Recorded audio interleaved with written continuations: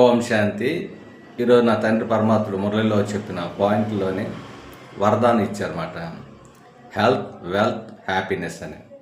అంటే ఈ మూడు ఉండాలి అన్నారు. హెల్త్, వెల్త్, హ్యాపీనెస్ అంటే ఈ మూడింటికి ఏంటంటే నాకు 2004లోనే షుగర్ వచ్చింది. 2004లో షుగర్ వచ్చింది. ఇప్పుడు వరకు షుగర్ కంటిన్యూషన్ నడుస్తుంది. ఈ షుగర్ కోసం మనం చాలా వింటున్నమాట. దీనికోసం నథింగ్, ఇదేం కాదు.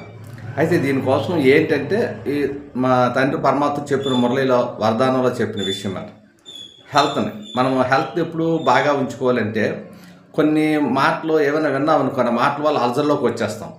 చాలా మాటలు వింటుంటాం, మనకి సంబంధం లేని విషయాల్లోకి వెళ్ళిపోతుంటాం. ఇవన్నీ టెన్షన్ అంటే బాడీలోని మార్పులకి చేరుకులు. ఇది ఆధ్యాత్మిక విషయంలో ఉన్నాం అనుకోండి, ఎంతో సంతోషంగా ఆనందంగా ఉంటాం. కొన్ని విషయాలు తెలియలేని విషయాలు తెలుస్తాయి. అయితే ఈ విధంగా షుగర్కి ఏంటంటే మెయిన్ ఇంపార్టెంట్, ఒక వస్తువు ఉందనుకోండి, ఆ వస్తువుని మనకు అప్పటి నుంచి అంటే ఎలాగున్నాం, ఒక మెడిసిన్ ఇచ్చింది, దానికి కంటిన్యూ దీన్నే ఏకాగ్రత అంటారు అన్నమాట. చంచలత్వం ఉండకూడదు.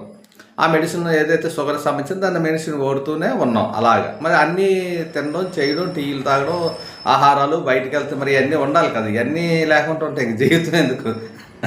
జీవితానికి సఫలం ఉండాలి, సంతోషం ఉండాలి, ఆనందం ఉండాలి కదా. అందువల్ల ప్రతిదీ చేస్తాను, కానీ దానికి లిమిటెడ్గా ఏదైతే ఇచ్చారో ఆ టానిక్ని మనం వాడుతూ ఉన్నామన్నమాట. ఇది శరీరానికి సంబంధించింది.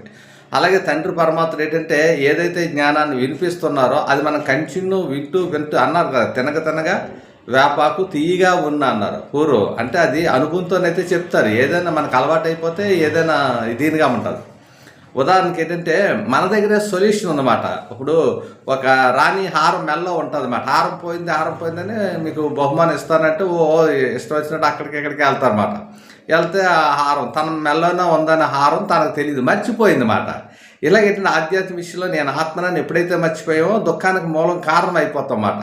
సో ఒడిదొడుగులు తెలిస్తే జ్ఞానంలో చాలా శక్తి లభిస్తుంది. ఏంటి సోన్సా అంటుంది అన్నమాట. ఈరోజు తండ్రి పరమాత్ముడు హెల్త్ ఎలా ఉండాలి, ఈ హెల్త్ ఆరోగ్యం బాగుంది, సంతోషంగా ఆనందంగా ఉంటాం. ఆరోగ్యం ఎప్పుడైతే బాగా నిరసంగా ఏటి జీవితం ఎన్ని చేసినా ఏటి కర్మభావాలు అంటాం. సో కర్మభావాలు వస్తాయి పోతాయి, అన్నీ మనకు తెలుసు. ఇవన్నీ నడుస్తూనే ఉంటాయి. ఎప్పుడు ఏది శాశ్వతంగా ఉండదు. ఆత్మీయ శరీరంలో శాశ్వతంగా ఉండదు అనే విషయం మనకు తెలుసు. అందుకే ఈ రికార్డింగ్ చేసుకొని మళ్ళీ ఆత్మ శరీరానికి మరో జన్మ తీసుకుంటుంది. సో ఈ జన్మల తాలూకు రహస్యం అంటే కొద్ది తెలుస్తూ ఉంటుంది. తెలిసినప్పుడు పావులోడు ఉన్నాడు అనుకోండి, బోర ఊపుతూనే ఉంటాడు. ఎందుకంటే బోర ఆపితే ఏడ్ చేస్తుంది, పావు కాటేసేస్తుంది. సో అంతే కదా. అందుకే అతను అలా బోర ఊతూ ఏడ్ చేస్తాడంటే దాన్ని తన మైకంలో తీసుకొని అప్పుడు దాన్ని పడతాడు.